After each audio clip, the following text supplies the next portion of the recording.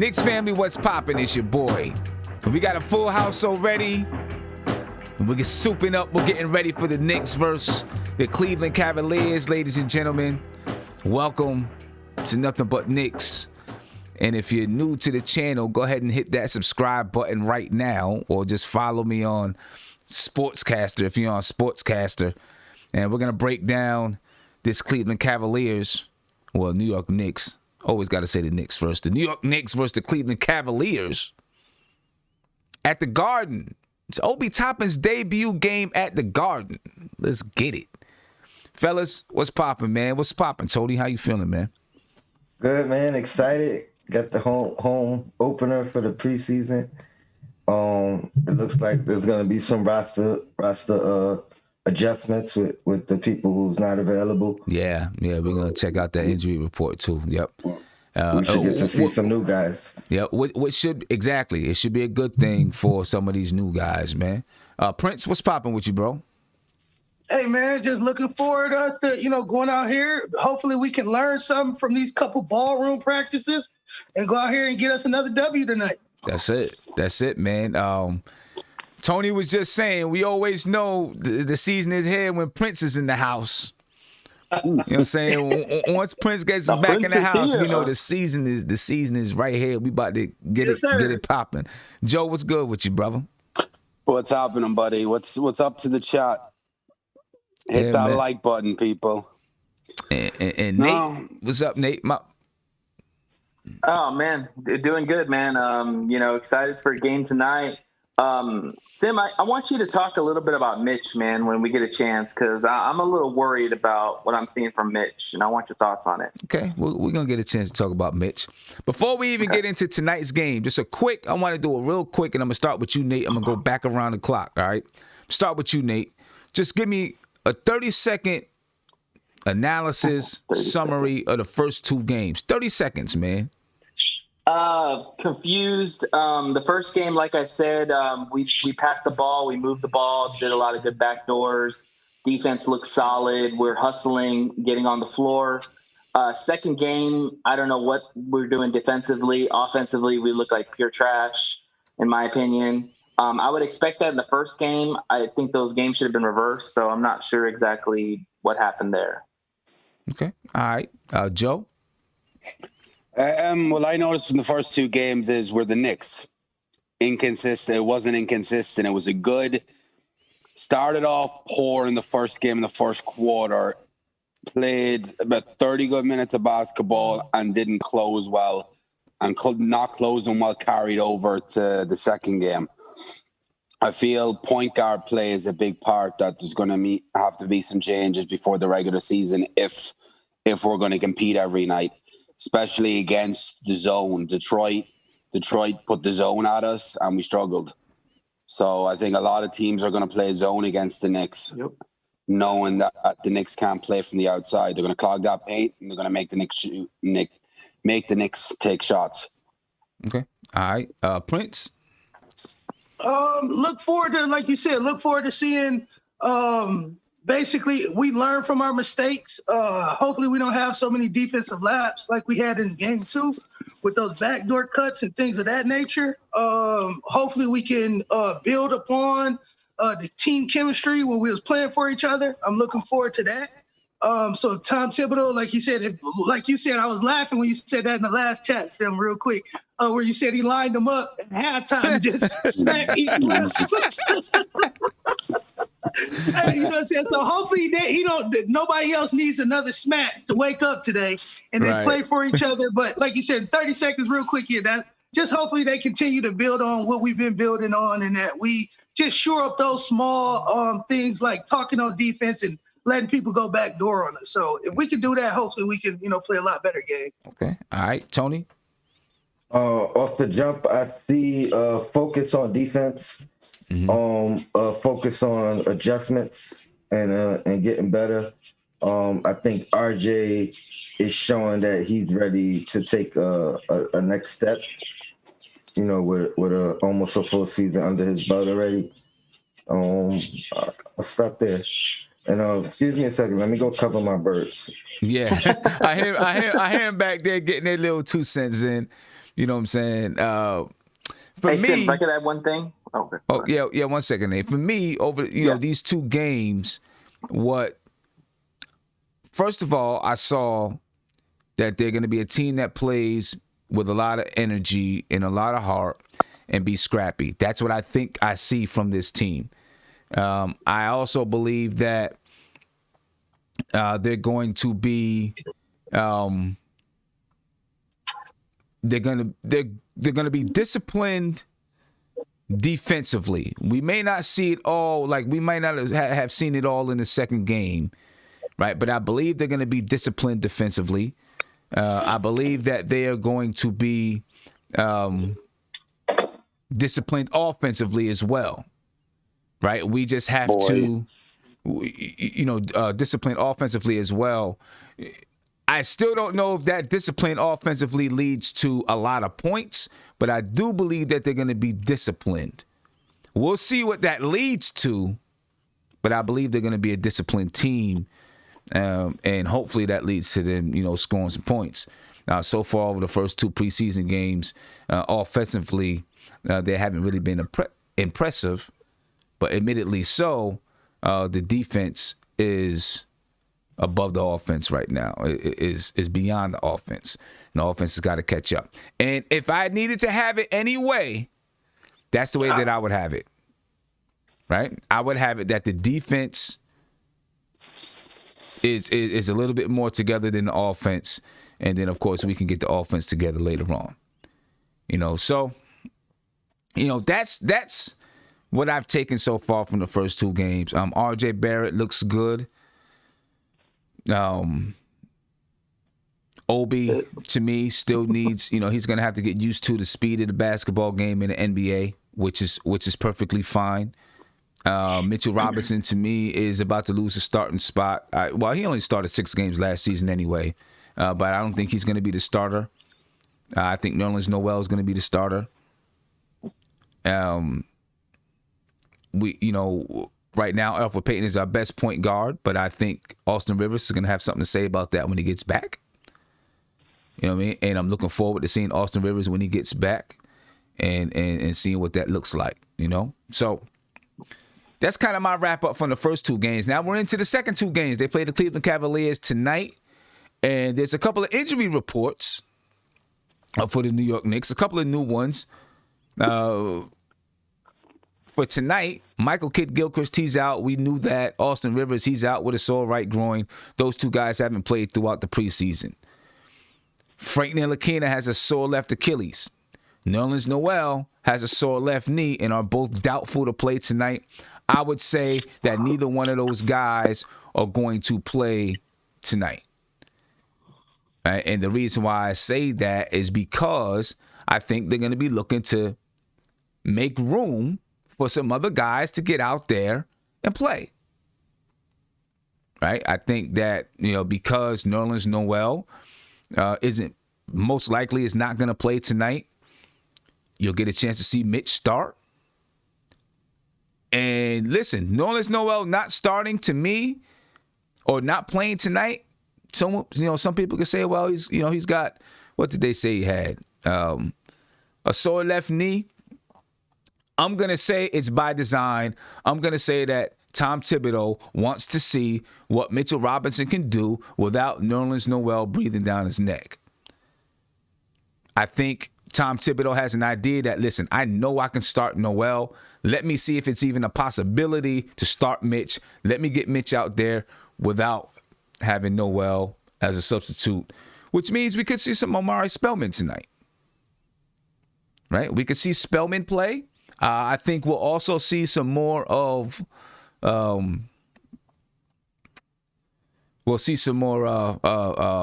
Toppin and Julius Randle at the 4 and the 5, some of that small ball. So I think we'll see that as well. Right. And so in order for him to take a look at these, to take a look at Mitch, to see some Omari Spellman, to see Obi and Randle, one of the guys got to sit. And I think, the constant that he has, or that he knows about Nerlens Noel. So he sits Nerlens.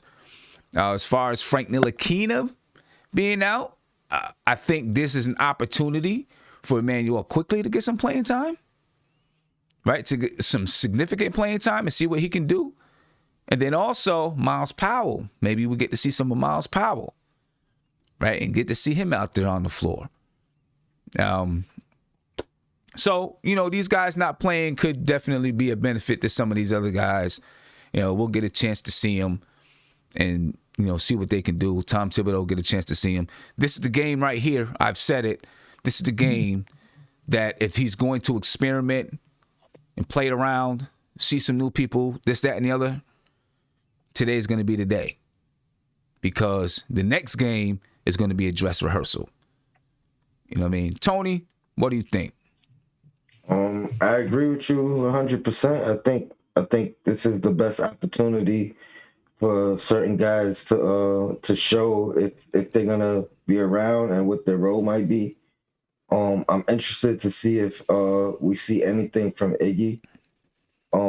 Another thing that it's a question actually, so maybe you could give some insight. Do you think it's fair for, let's say, a guy like Gilchrist, who's been hurt so far, to have a legitimate shot of still making the team, like especially over a guy like Iggy right now, who people speculated was going to be the odd man out? Yeah, with Michael Kidd Gilchrist right now, listen, Tom Thibodeau said it's not going to hurt him. Right? I don't know what that means because, well, I'm sure he's seen him in practice, but we haven't seen him. Right? So I don't know exactly what that means as far as Michael Kidd Gilchrist, because we don't know what he's going to look like when he gets out there on the floor. I guess maybe they've seen him in practice. Maybe they haven't. I don't know. He's been ability is the best ability. Exactly. Say, right? Exactly. He's been nursing an injury since training camp, or hasn't played. It just says Michael Kidd Gilchrist illness. They don't say what illness that is. So I don't know. That's interesting to see how that's going to work with Michael Kidd Gilchrist. Andy, what do you think, man? Yeah, I'm surprised you said that we didn't see Michael Kidd Gilchrist. I think everybody saw his shot, so we definitely saw him, bro. We saw that. Yeah, we saw that. So I think that's enough, bro. We know what that looks like. yeah. But to be true, I posted a meme. I don't know if you remember it. That death is coming and is going by door and knocking out guys. And the next one is Iggy on the next door, right? And I think for Thibs, I think Michael Kidd Gilchrist would be a more useful tool than Iggy on this team because we don't have anything proven from Iggy. I know he didn't have even the chance, but from what we saw in the Westchester Knicks, speed of the NBA game might be really too fast for him. He's really crafty on offense. He's also strong for his size, but I think the speed would bury him on the bench, deeply on the bench. Meanwhile, Michael Kidd Gilchrist has a couple of years of experience on the courts of the NBA with a couple of teams. I know that's not a good sign for a young player like him, but I think he's a capable defender in current NBA. So I think Thibs might pick Michael Kidd Gilchrist over Iggy, even from practices, right? Yeah. I don't know. Well, I guess we'll see. When is the date that they need to have their roster dwindled down, Andy? I think they're still waiting for the info just to get the roster, the more amount of spots available, because we saw that they cut a guy, they signed one. They cut a guy, they signed one. Right. So I'm still guessing that of course there are going to be like 2 or 3 names out of the of the running just after the last preseason game, probably or a practice or 2 after the preseason, the 4th preseason game. But to be true, I think it's even just before the training the season starts. So it's going to be like the 20th or the 21st, I'm guessing. So Right. Josh, go ahead, man. What's going on, guys? How y'all doing? I'm good. I'm good. I was listening to the Zoom call prior to me hopping on here, and you asked the question about the first two games and the biggest takeaway that we should take from those first two games. And I basically agree with everything that you guys were saying in regards to inconsistency. But the biggest thing that I take away is that the roster needs improvement. That's pretty much what it comes down to. We shouldn't expect the Knicks to do anything substantial with this roster as far as wins and losses. And, as far as the guys improving, the guys are going to improve, just by default, they're going to improve. But if the Knicks are going to do anything this year as far as wins and losses, they need to improve the roster. That's the biggest thing that I take away from the first two games. I think it's pretty much known that they've got to improve the roster, but based on what we have, there's got to be some takeaways from what we have as far as what this team needs to do to try to win as many games as possible. We don't know if or when they're going to be able to improve the roster. You know what I mean? I think we knew coming into training camp that we knew that coming into training camp.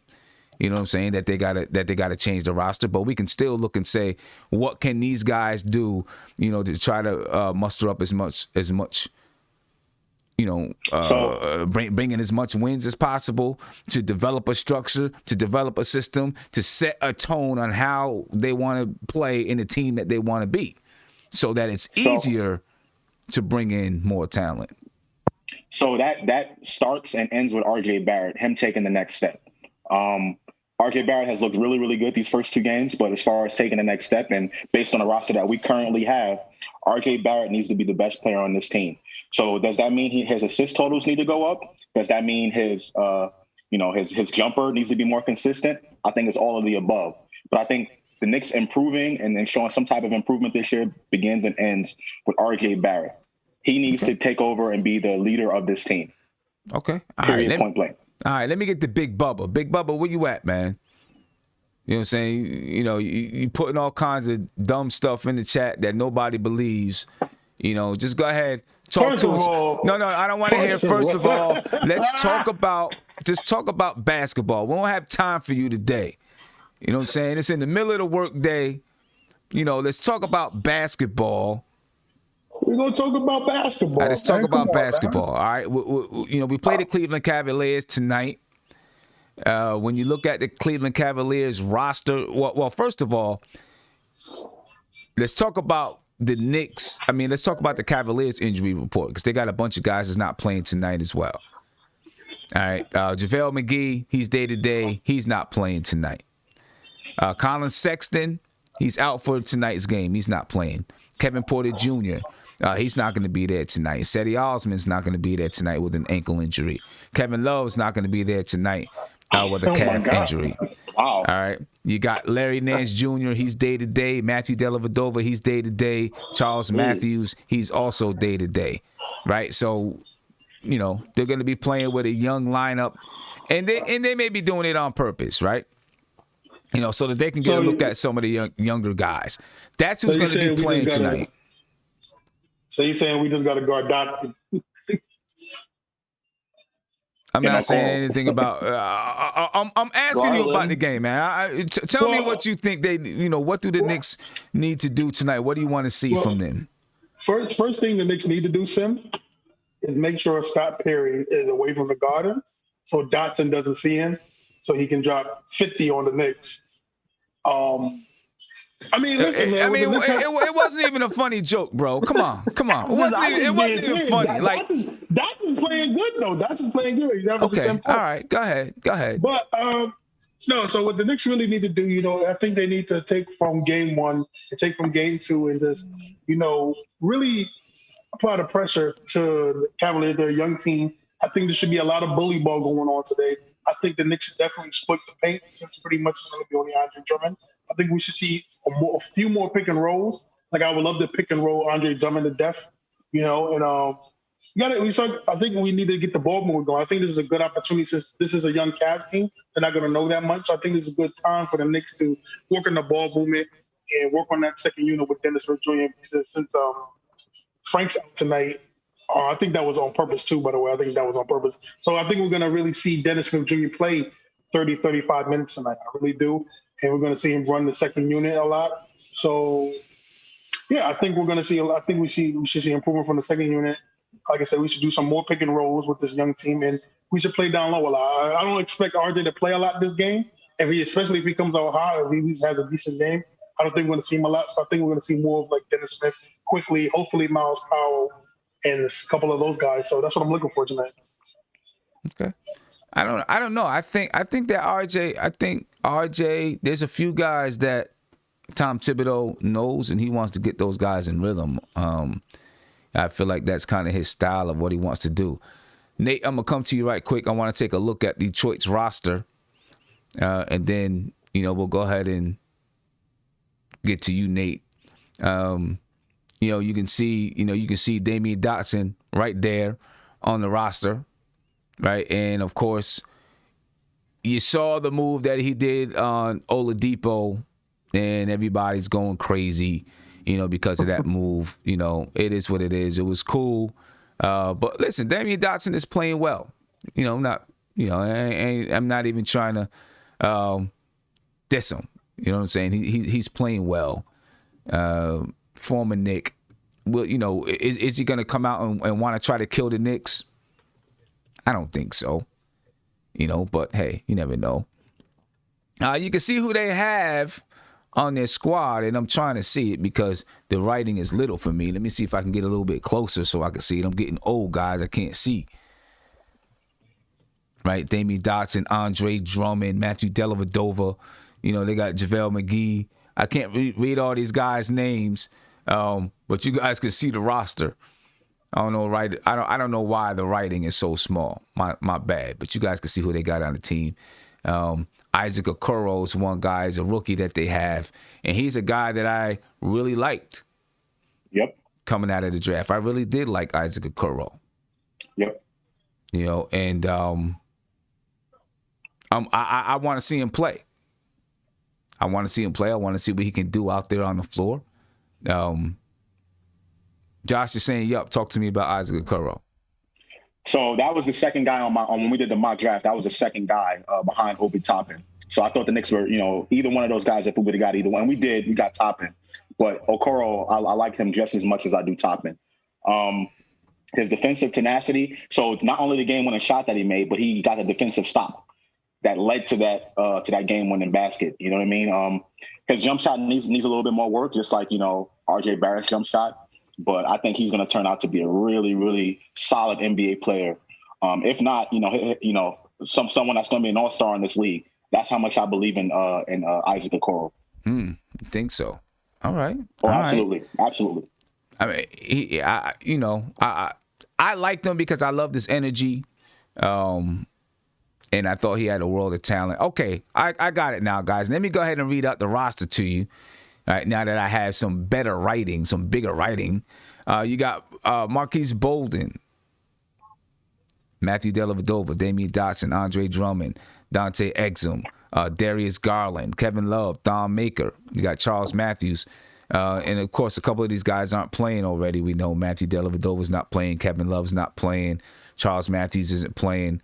JaVale McGee's not playing. You got Matt Mooney on the team. All right, let me scroll this down for you so you guys can see everybody that's on the team. We got Larry Nance Jr. He's not playing. Isaac Okoro, who we were just speaking about, young rookie coming into the league. And we'll talk about these rookies coming into the league this year, too. Everyone thought it was going to be a weak draft, but some of these rookies are playing very well. You got Cedi Osman, Kevin Porter Jr., Levi Randolph, Colin Sexton, who is not playing tonight, Lamar Stevens, Dean Wade. Then you got Dylan Windler, however you say it. The coaching staff for the Cleveland Cavaliers, you got John Blair Bickerstaff on the coaching staff. You also have Antonio Lang, who is the assistant coach. You got Greg Buckner, Dan Garriott, Lindsey Gottlieb, and J.J. Outlaw. All right, those are the players for the Cleveland Cavaliers tonight. players and coaches, and we will find out, what kind of lineups we're going to see on the floor and what the Knicks should expect tonight. I think it's going to be an experimental night for the Knicks, though, for the most part. I think it'll be an experimental night. They'll try some new things. I think the starting lineup, you're going to see the same starting lineup besides Nerlens Noel. Mitchell Robinson will likely be in the starting lineup tonight. And then you'll see, I'm assuming R.J. Barrett, Julius Randle, Mitchell Robinson, still Alec Burks. Then you're going to have Elfrid Payton at point guard. Yeah, Alpha Wall Street at point guard. That's what I think is going to be your starters tonight. And then, of course, you're going to see a lot of DSJ. I think they're trying to figure out how to use DSJ, trying to get DSJ to figure out that point guard position, understand when to shoot, when to go, when to pass, when to facilitate. So I think you're going to see DSJ. I think Tom Thibodeau is really, really trying to work with him. And, I read an article that DSJ, DSJ is working with and trying to lean on Johnny Bryant, associate head coach Johnny Bryant, to help him resurrect his career. That means that DSJ knows and understands that, this is the time. This is the time. And if he doesn't get it now, it could be trouble for him. You know what I'm saying? Nate, go ahead, man. What are you looking to get in and talk about? Tell me what you feel about the game, man. Yeah, so a couple of thoughts that come to mind. So for Mitch, I think this is going to be a great test against Drummond, because Drummond is a great offensive rebounder, a great defensive rebounder. He's a big guy. And Mitch's problem so far this year, so far I've seen these two games, is he gets stupid fouls. And so Mitch cannot get into foul trouble tonight because there's no backup. There's no Nerlens. I mean, you're talking about Spellman, but, we really don't know what we're going to get out of Spellman. So Mitch has got to play smart, and I really want to see him be active on the defensive end. I really want to see him, time his blocks correctly. Don't get dumb fouls. Don't go out to the guards and get a hand check foul or something stupid like he does. That's probably one of the biggest frustrations I have with him. But just be active on the defensive end. Be the Mitch that we saw in his rookie year on the defensive end. So that's gonna be something I'm gonna watch. And then also too, nobody's really talked about Alec Burks, man, but he's actually played pretty well at the two guard. He's actually, as far as I've seen, he's the best shooter we have right now. The guy that can hit the most open shots. Everybody else is clanking them left and right. RJ is playing well, but RJ is not shooting a lot. He's playing more inside.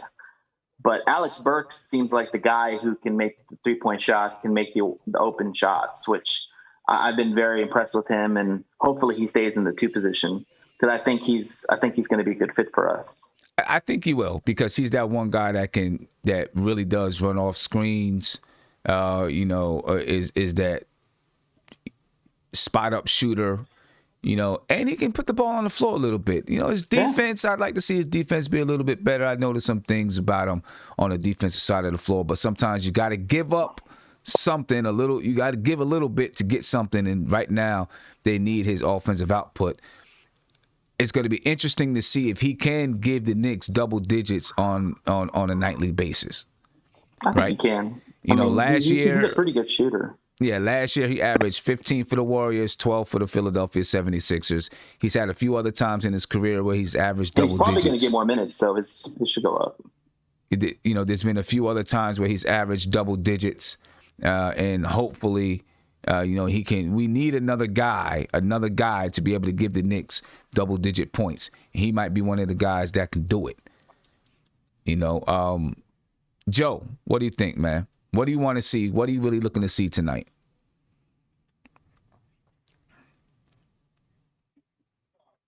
You're not unmuted, Joe. All right. There you go. Can you hear me? Yep. Yeah. Since this Cavs team is injured, I want us to go out and dominate and get confidence going. I want us to go out. First of all, we need to definitely win the game.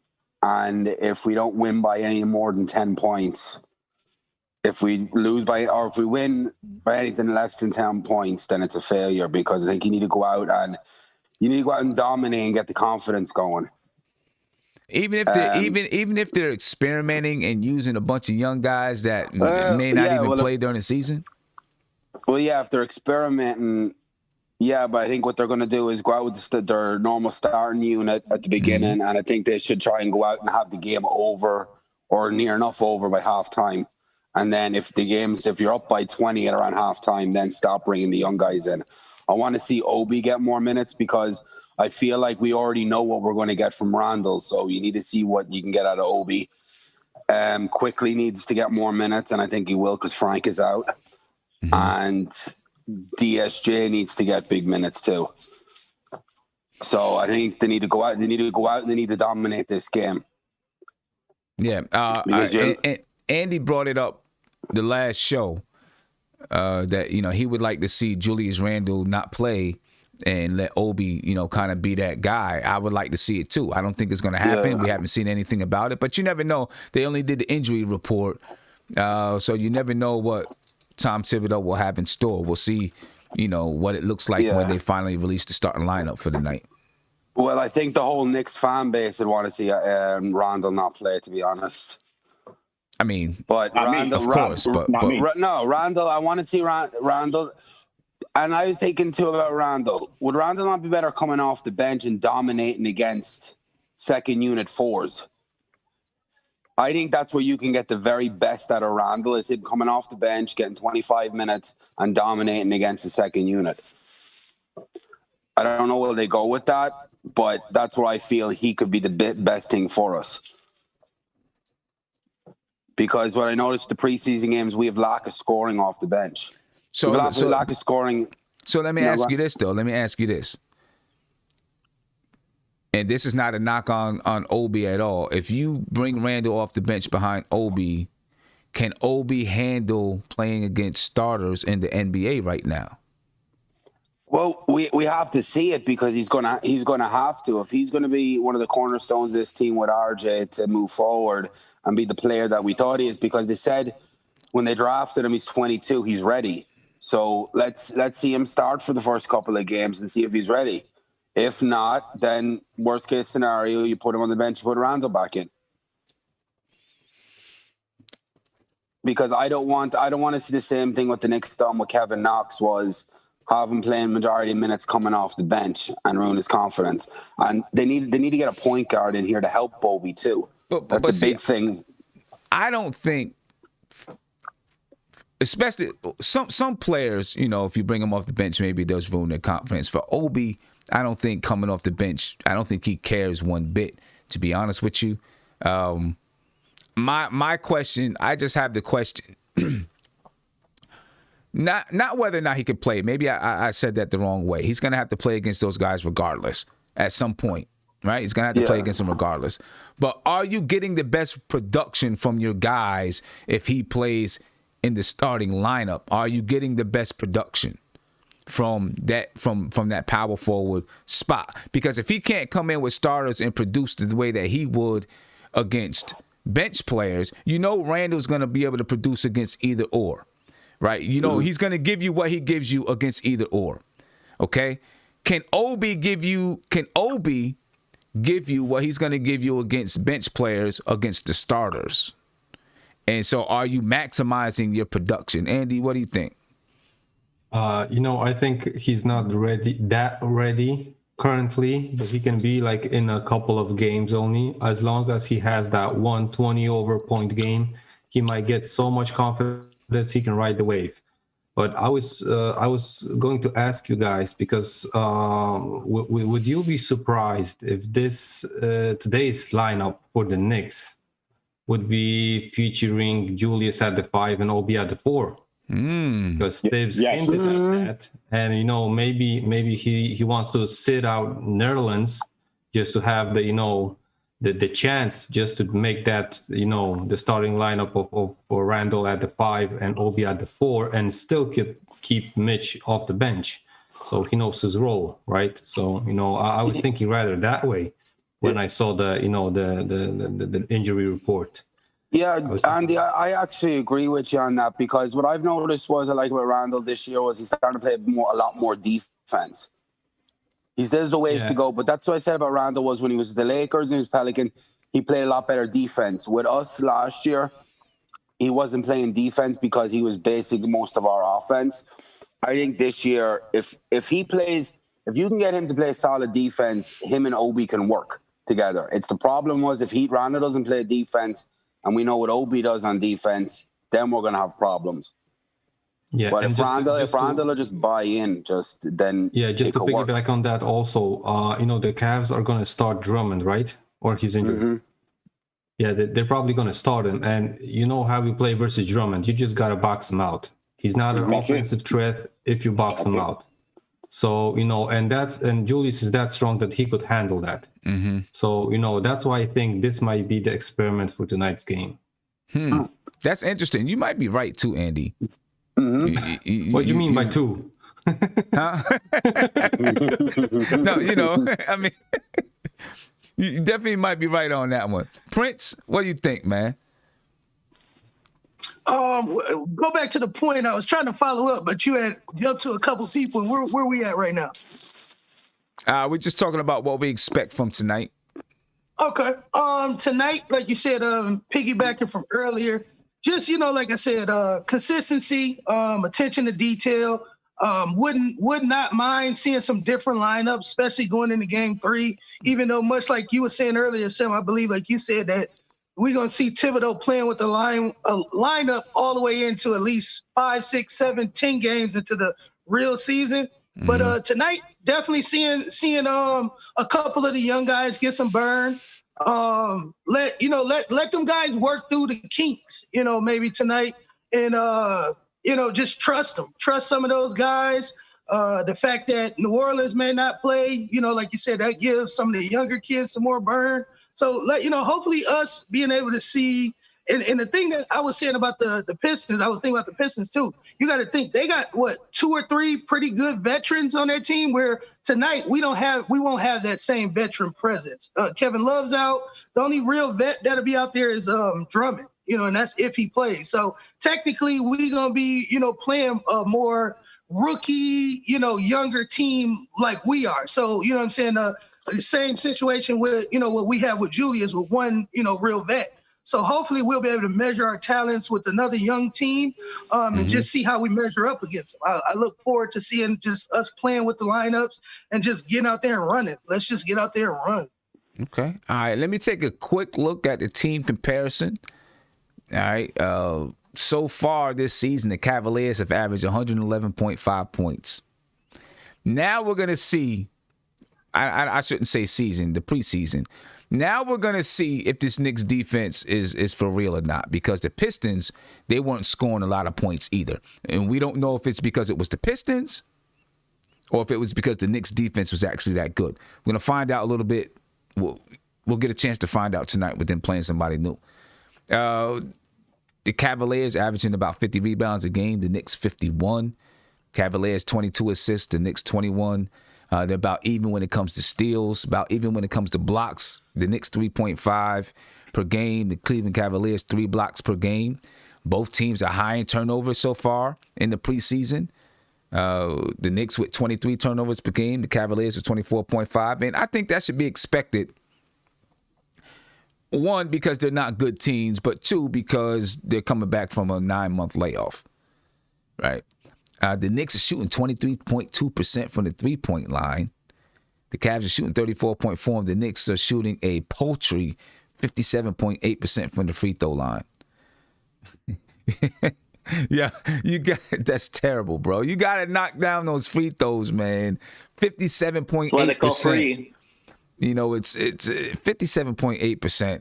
Sheesh. And the Cavaliers are shooting 72.5% from the free throw line. Leaders. New Orleans Noel leads the team in blocks for the Knicks. Andre Drummond leads the Cavaliers with blocks. I was about to say the Pistons leads the Cavaliers with blocks with 2 a game. New Orleans Noel is 1.5. Julius Randle is leading our team with assists. Say it again. Say it again, Sim. Say that one more time. Who is? Julius Randle's leading the team with assists, 5.5 assists per game. Shows how better point guards are. Because Alfred Payton only, that's not always the truth, though. Because even if you have Austin Rivers, Austin Rivers, we'll see how good of a point guard he can be for the team. He's not good. Your point guards is not always going to lead the team. You would hope that they're going to lead the team. But Alfred Payton, he's going to end up leading the team in assists. Guaranteed he ends up averaging 7 assists per game. All right, just like he did last year. Yeah, just like he did last year. He will. Dante Exum is leading the Cavaliers in assists with 5 a game. Nerlens Noel leads our team in rebounds with 9. Andre Drummond leads the Cavs with 8. And R.J. Barrett is our scoring leader with 20 a game. And we're looking to see if we can make that a consistent thing with RJ. Even though he's not knocking down the 3, can he make that a consistent thing? And I think that he can. And then Isaac Okoro is leading the Cavaliers in scoring with 16.5. Okoro's going to be a good player. That's that is the leading players for each team so far in this super early preseason. And I see somebody in the chat say Julius leading in assists with question marks. Yeah, Julius Randle's leading in assists. But there's a reason for that. It's because he draws a lot of attention. He's a big body. When he gets the ball, he normally has 3 or 4 guys, around him. The question is, because he probably leads the team in turnovers as well, right? He had 5 assists last game, but he also had 5 turnovers, right? Two of those turnovers.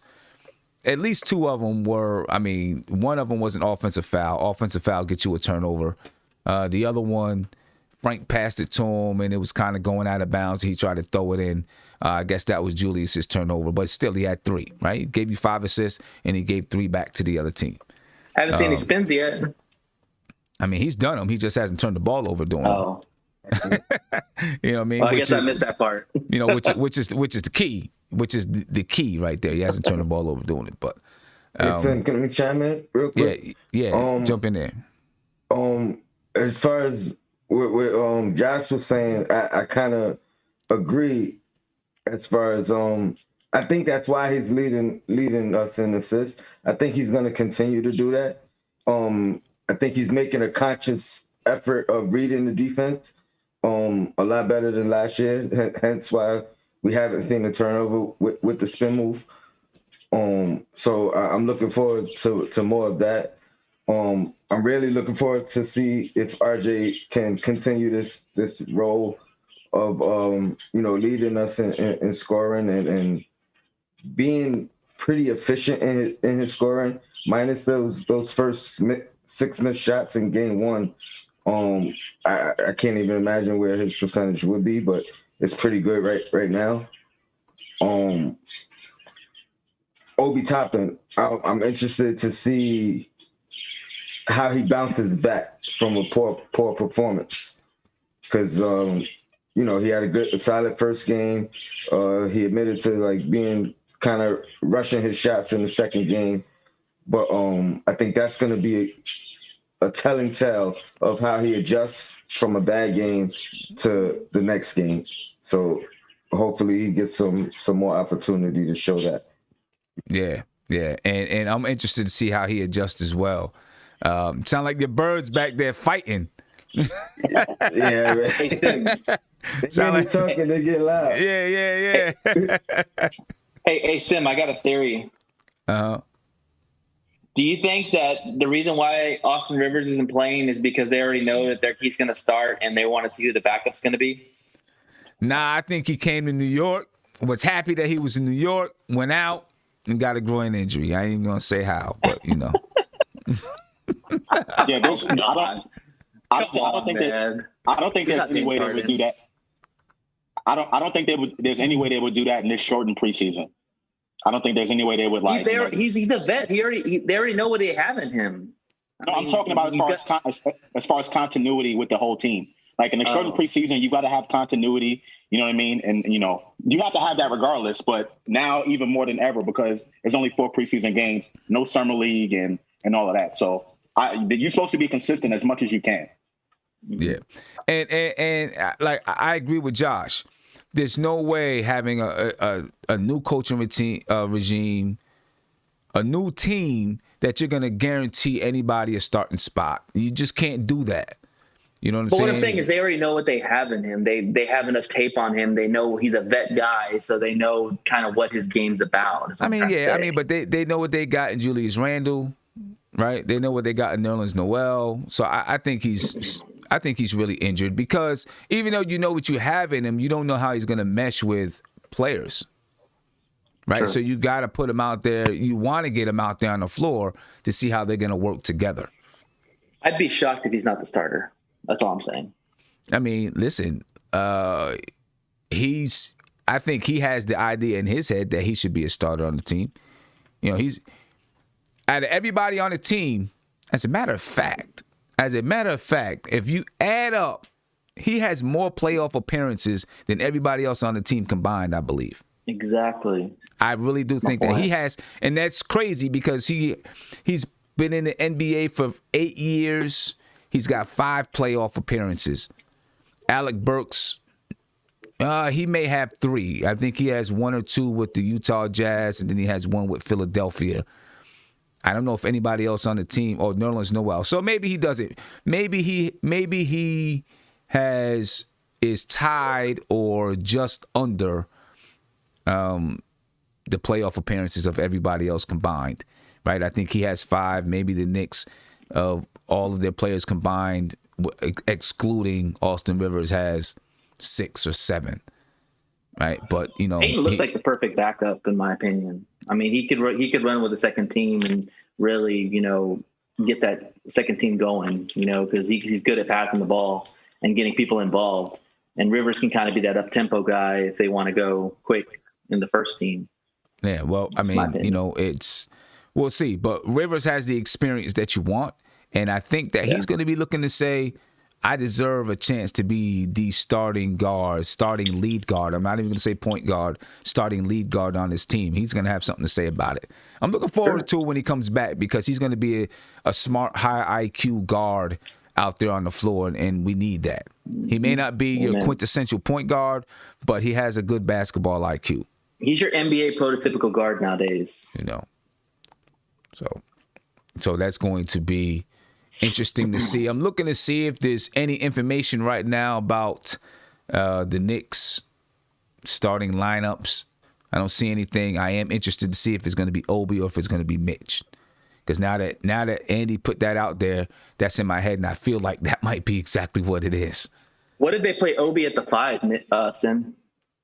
I think they'll put Randall at the 5 and Obi at the 4. Yeah. I wanted to ask you, Andy, what do you think about, you know, you see the Knicks signing a bunch of guys and then releasing them 24 hours later or whatever it is. What do you think's going on with that? Why? I mean, there has to be some salary cap implication to it, I think. Yeah, for me, it also has to be something like that. And I'm thinking that maybe signing those guys, I know it's only like, you know, it's pennies for them, right? And by signing these guys and waiving them, I don't think they're going to hit the minimum, you know, salary level that they have to do. Right. And, you know, I understood, like, if it would be like one player, I understand that he got, you know, some guaranteed minutes elsewhere. But I'm thinking that this might have something to do with the Westchester Knicks. If we had a player for a couple of, you know, days or whatever on the Knicks, he's going to be available for the Westchester Knicks for somehow, you know, not doing the whole draft thing that they do every season almost, right? Because of this, I don't know, shortened season in the G League also. So I'm thinking this might be something like that, unless the player gets, of course, a signed contract from Europe, China, whatever, or an other NBA team. I tried to look it up, but I didn't find anything like really specific about that. I think that they're still waiting for more players to be cut, and then they're gonna, you know, put it out there. Right. And when I said salary cap implications, I see Jason in the chat said they all get $50,000. And when I'm saying salary cap implications, I didn't mean that and maybe I should have said something different. Maybe it has some kind of CBA implications about like what Andy is saying, that it relegates them to the Westchester team if they've been there for so long, stuff like that. I didn't know how much they were paying these guys, and if it started to take down any of, how much money they've got to pay. I think they still need to spend $7 million more to reach that salary floor. Yeah. Right. And unless that happens, they're gonna split that $7 million, 15 ways on the current roster at the end of the season, right? So right.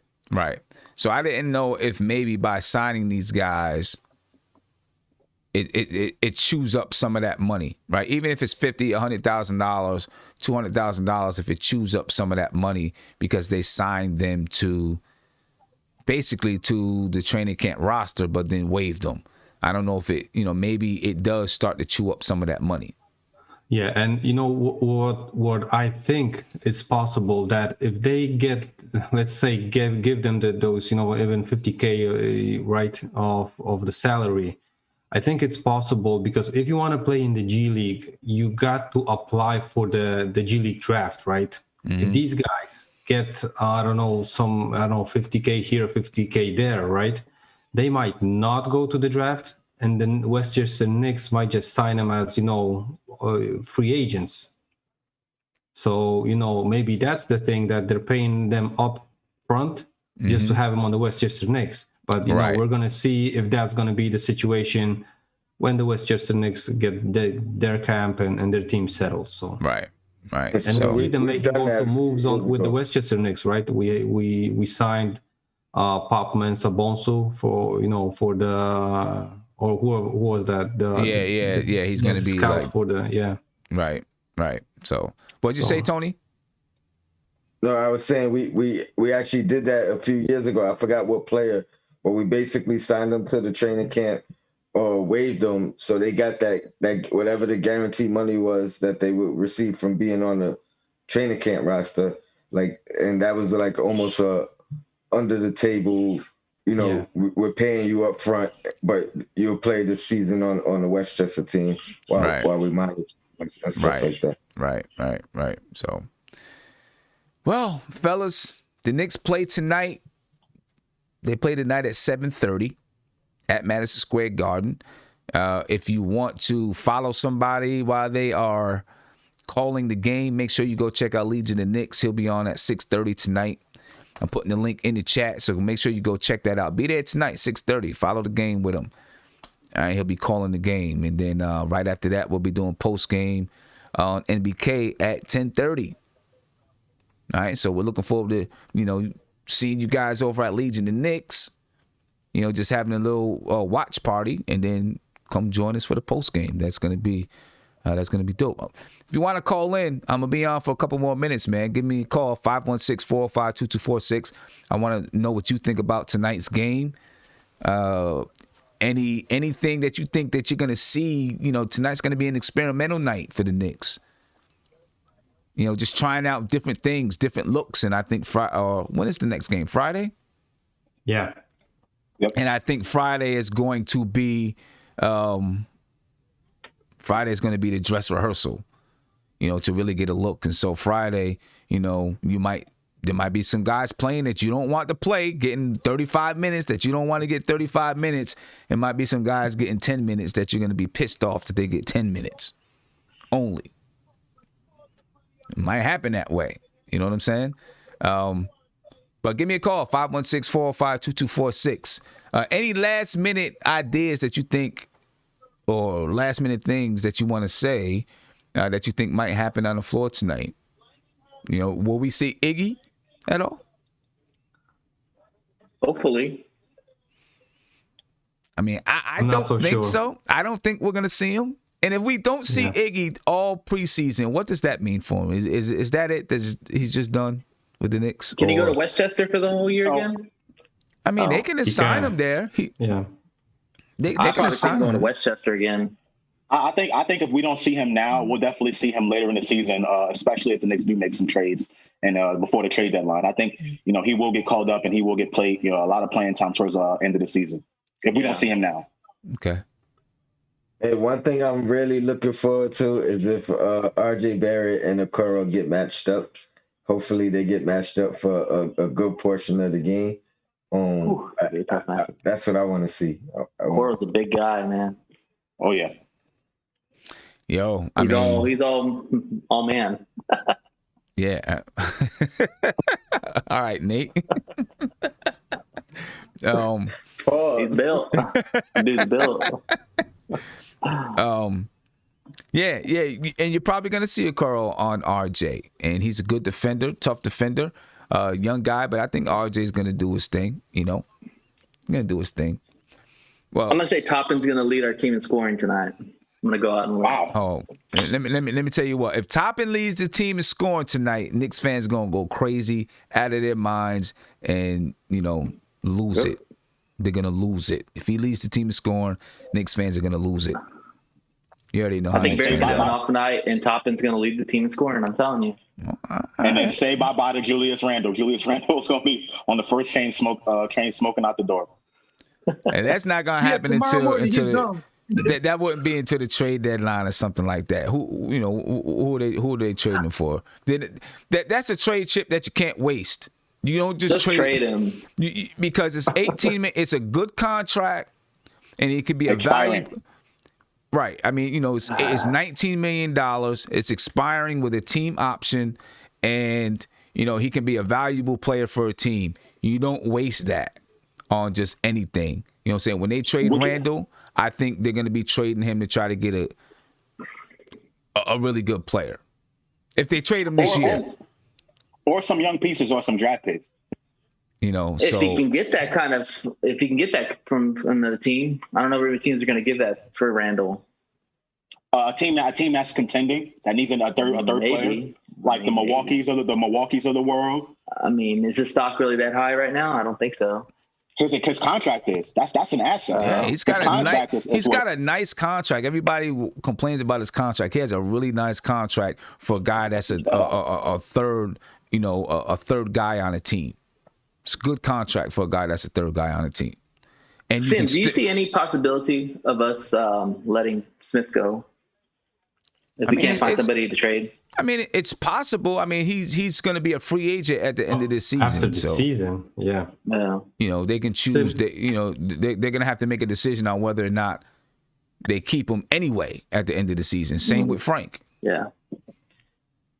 Yeah, I just think when Rivers comes back, man, we're just going to have too many guards, and somebody's going to have to go. I mean, Frank's defensive to be ability. honest, there is one other thing I want to bring up. But to be honest with you, someone doesn't have to go. He could just not play him. They don't have to go. He could just not play him. You save them as an insurance, right? Someone's going to get injured, and you're going to need, a player. So. And their contracts are really short too. It's only 2 years for Rivers, I think. And Alfred Payton, I think, is only going to be. They're not guaranteed. I just don't want to see years. Smith play, man. Well, Rivers is actually 3 years, but only 1 year is guaranteed. Okay, so there you go. Like these are all stopgap guards anyway. I mean, don't expect these guys to be here long term, unless they really like DHA, they really like Frank. And I really don't see them liking either right now at this point. Well, Frank for his defensive ability. I don't know what DSJ brings to the table, man. Every time I see him, he's just out there turning the ball over. We'll see. I think Tom Thibodeau's looking through and deciding, who he likes and what he thinks he can do with those guys right now. But the team that we see right now is going to be the team that we see for a little while, at least up until the trade deadline. Then you might see some changes, but it's going to be the team that we see. So we might as well just get used to it for a little while and try to support them.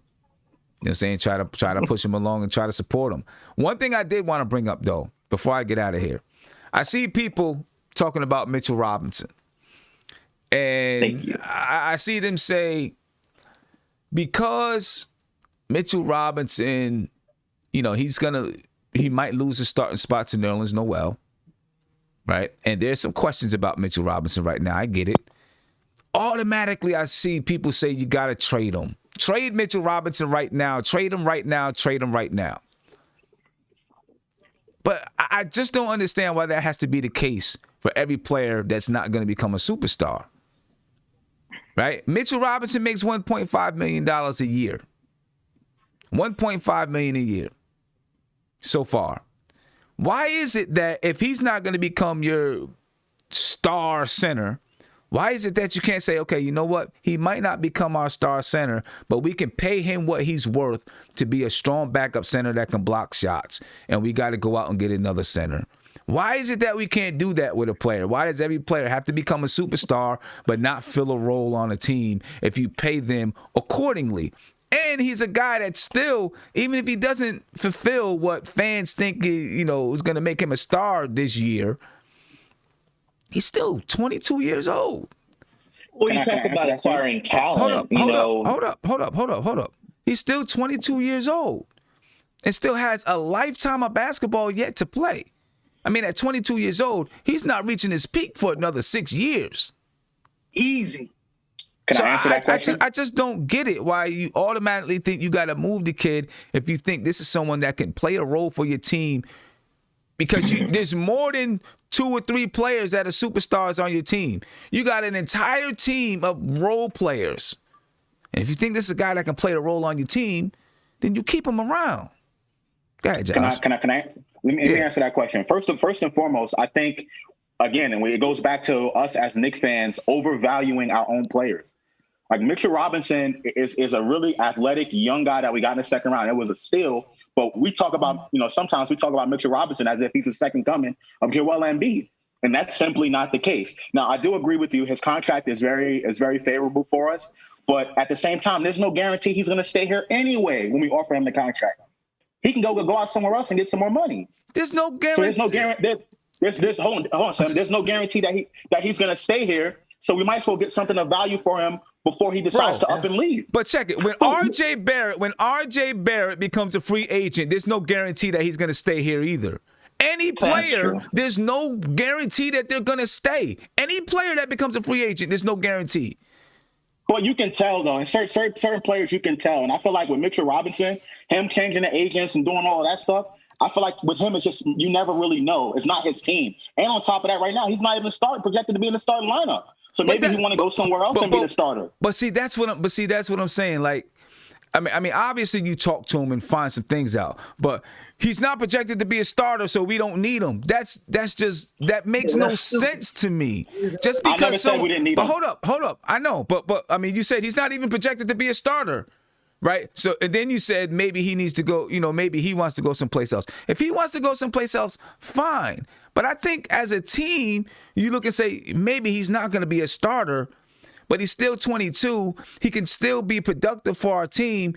Obviously, he's a great shot blocker, right? He's got length. He can scare people at the rim, which helps you to spread the floor. He can be useful for your team. You pay him accordingly. Exactly. But aren't you a little worried that he got beat out by Nerlens? But no! because he's 22. He's young. Nerlens been in the league for how long? Nerlens understands some things that he doesn't understand. Maybe in another 3 years, he's ready to take the mantle and be the starter. But if you have a guy that can be your center, and then you have another, I mean, right now, I actually like what we have at center. Right? I think you have 2 guys that can he's playing a lot better than Hold up. You have 2 guys that can block shots. You have 2 guys that can play defense. 2 guys that can defend the pick and roll. Right? And if you listen to Mitch, and of course, people are going to say it, but I kind of believe it when he says it. First of all, he says, I'm not worried about being a starter. It is what it is. I like that we have, both of us can do this, that, and the other thing. And they asked him about his contract. He said, I'm not even thinking about my contract. He said, I don't even care. I just want to get out there and play basketball. That's ridiculous. Right? I don't believe that. You know what? Actually, though, I do believe Mitch, because I think that's where he comes from. That's where he comes from and the type of person that he is. He's a young kid, and it's not even on his mind. When he gets but hold on. Mitch probably never had more than $3,000, $4,000, $5,000 in his life. Exactly. That man can take care of his family. Exactly. Trust me, he's not worried about money. I mean, it's gonna come. This is the thing. Hold up. There are people that come from that ilk who they have young people who don't really have the concept and the understanding of the business side of the game, which is one of the reasons why you probably see him popping around from agent to agent.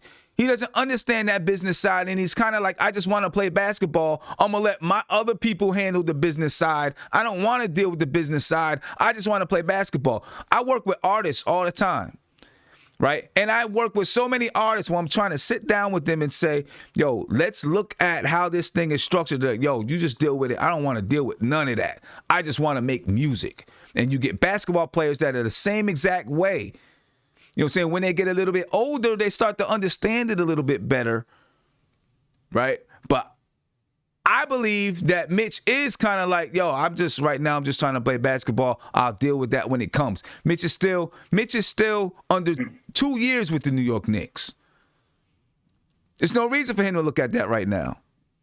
And Sim, real quick, Kid, 22 years old, you see all the millions of dollars coming in your face. You care about money. You care about money. He got the millions of dollars. It's not the time. He can't re-sign the contract no time soon. Exactly. He can't re-sign the contract because there's no time for it. If he was worried about money right now and showing it, that would be a problem. For us to be worried about money right now is senseless because it's not the time. If we offered him a contract extension and he said, "Nah, I'm gonna wait," that would be That would be a time to be like, "All right, maybe we should look." Yeah, we in trouble. Then we in trouble. You guys are worried about stuff that is in the future. It's not worried. We're just looking at this team and knowing that we need to create more talent. And, you know, our best asset is Mitch. You know, Randall's not going to get us really anything other than maybe a draft pick or something like that. Mitch could get us a lot. You know, hold on. Well, Josh and Andy, honestly, y'all both GMs. What is the best trade package for Mitchell Robinson right now? What is the most we could get for Mitch right now?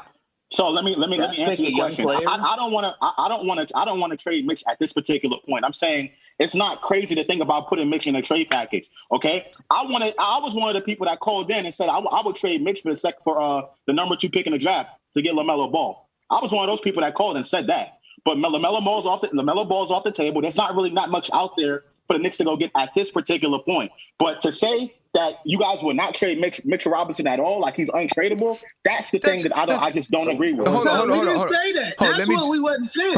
I didn't say that. Let me jump in. I'm not saying, obviously, every player on the Knicks team, besides maybe RJ and Obi right now, would be available for a trade if the trade benefits the team. As a matter of fact, I'm the type of person that believes every single player in the NBA is available for a trade for the right trade. Exactly. Okay? Yeah. Every single player in the NBA is available for the right trade. That's not what I'm saying. What I'm saying is every time we get a player and they are not projected to become a superstar, it's like we just got to move them. Just because that player can't have a role on the team someplace. Now, if that player decides I want to go someplace else because I want to try to have a role, cool. But what I'm saying is, why would the Knicks not say, listen, Mitch, we're going to pay you what we think that you are worth. This is what we think you're worth. And this is the role that we see for you right now. Yeah. You know what I'm saying? And if you can if you can grow beyond that role, then we'll talk about your contract then. But why does it have to be that we have to trade him just because he's not going to be a starting center? I'm not saying that. I don't think by any means we trade. That's what people are saying. We got to trade him before we have to pay him. Yeah. You don't know what he's going to want. You don't know what he's willing to accept. We also look at his game too. I mean, we fell in love with him rookie year, and he was impressive, and then he regressed, and then he kind of looks a little bit like from last year. He looks a little lost, and committing a lot of stupid fouls, and we're kind of like, we expect Mitch to get better now. And I'm not saying by any means we should just go out there and shop Mitchell Robinson, like actively shop him. Like I've said this on numerous occasions, but at the same time, I don't like the fact that, instead of, if we're not gonna pay him, why let him leave for nothing? We can use him and his contract as an asset. But I'm not actively out there shopping him. I get that. And I'm saying right now I wouldn't trade him at this particular moment. But the notion that he's untradeable and that we shouldn't even think about trading him, I just don't. I'm not actively shopping him, but But that's not the point. That's not the point that I was making. That we're actively shopping him. That's not the point that I was making. That's not. I wasn't making the point that he wouldn't be available in any trades or anything like that. That's not the point that I was making. My point is that when a player, it's the same thing with Frank Ntilikina. Right? People say, well, Frank Ntilikina is not going to be a superstar guard. We're going to have to pay him money. Do you want to have to pay him money? Why can't you pay a player what they're worth if you feel like that guy can benefit your team? I agree with you. I agree with that. You know what I'm saying? I have no problem with that. And it's like we always think a guy has to, be this superstar. So we got to have a team full of 15 superstars. You know what I'm saying? And just to let people know, I'm not saying that Mitch is never going to be worried about money. I'm saying right now, when he was asked about his contract, he was like, I'm not worried about my contract. I'm worried about playing basketball. Right? He knows he's under contract this season, and then there's a team option for the following season. But yes, I believe that Mitch is, like Prince said, he's the kind of guy that didn't grow up with a whole lot, and he's kind of like, you know what, I got something. I'm going to play for what I love, and I'm going to let the business side work itself out.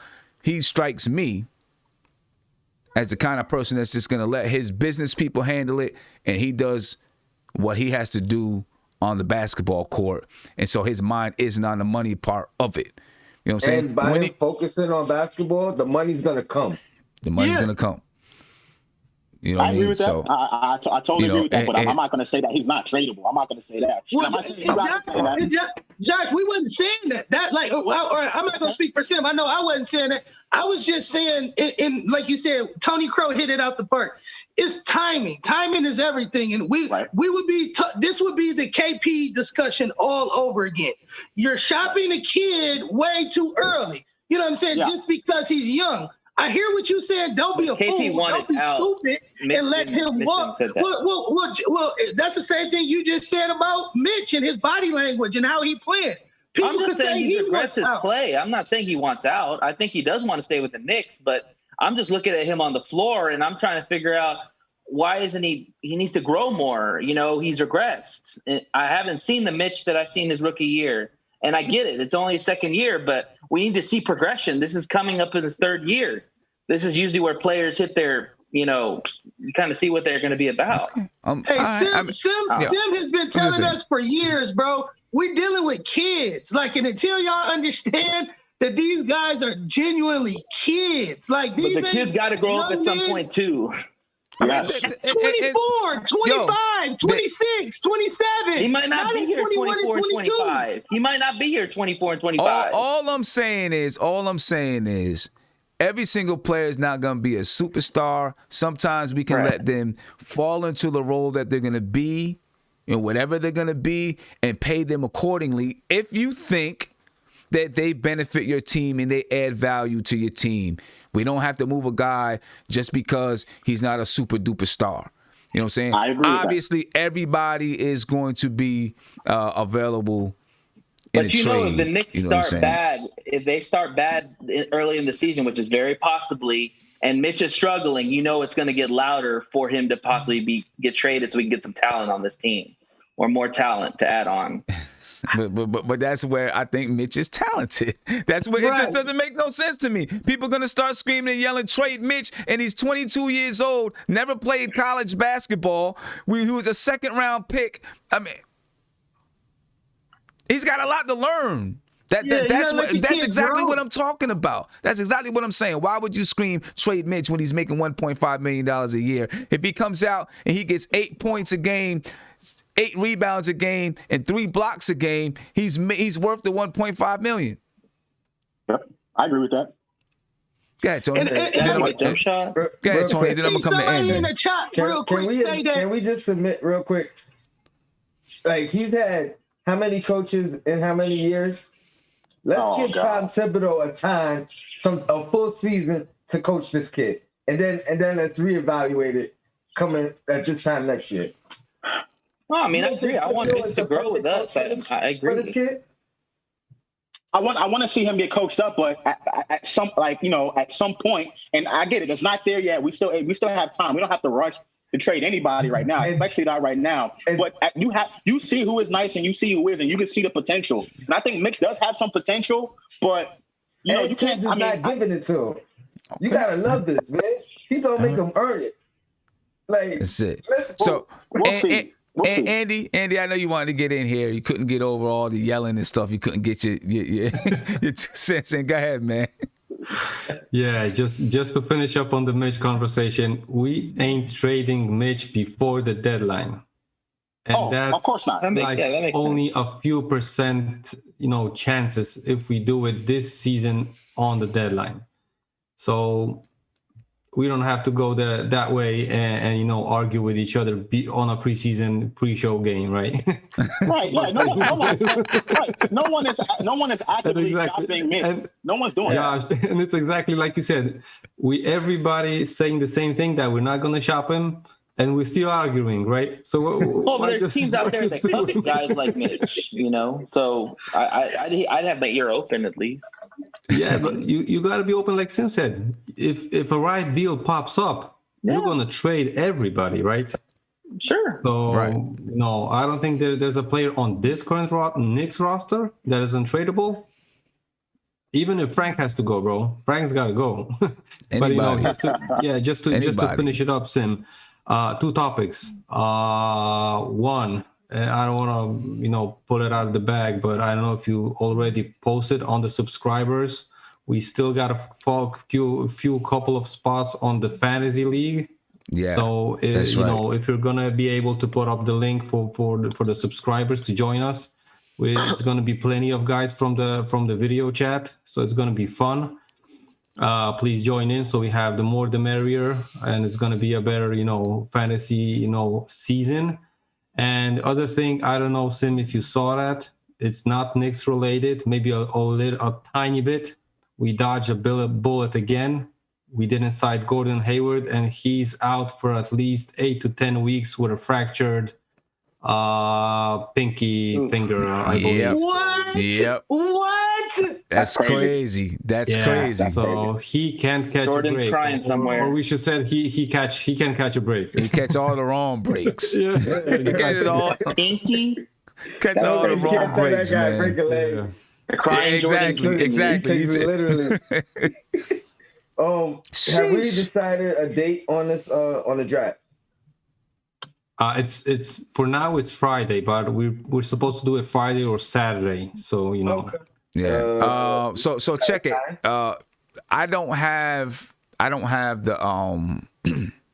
don't have the link right here. I can't access it right here right now, but I'll put it in the description of this video.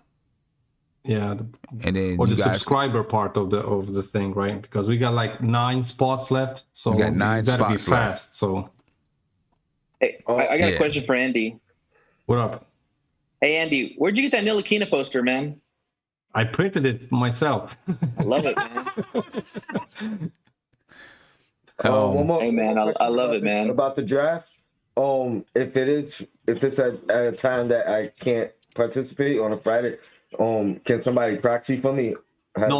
Tony, you can do it like this. You just go to the app, to the league, and you sort out the players. And if you're not going to be online, it's going to draft the top available player from your list. Yeah. So and what I'm going to do, Andy, is I'm actually going to make it available for those who are members. I'm going to make it available to them first. Yeah, exactly. Just for I don't know, till tomorrow, and then Yeah, so I'll make it available to anyone who is a member, an NBK member. I'll make it available to you all in the community, the post section, so you can go there and check the link. And then if after tomorrow, I'll make it available to everybody for the remaining spots, like that. So it's gonna be dope. It's gonna be fun. One last thing that I wanted to get in before I get out of here is I want to say to everybody, look, there's some rookies out there that are good. They're playing well. I'm enjoying watching them. But let's not be envious. We got Obi. Let's be happy with Obi. I see people on Twitter like, damn, we should have just drafted this guy or should have just drafted that guy. Can we just be happy with Obi and Quickly?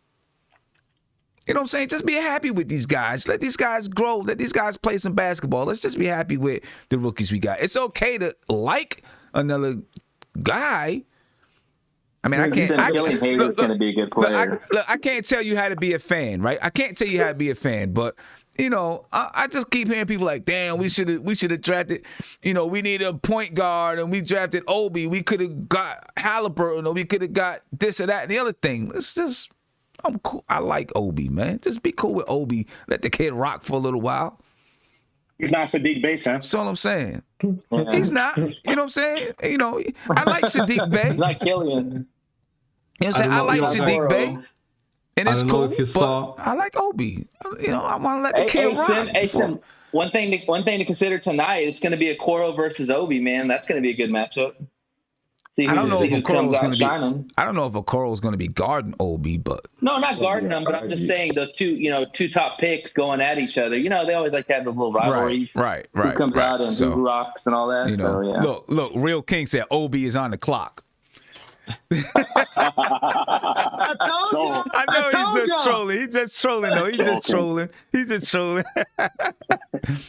Obi's on the clock already. This man ain't even played the regular season game. And big shout out to go ahead. Big shout out to Tyreek Singleton. Thank you for the super chat. He said, "Facts. Knicks fans need to stop micromanaging every player every time they mess up in the game, especially the young guns." That's exactly what I'm talking about.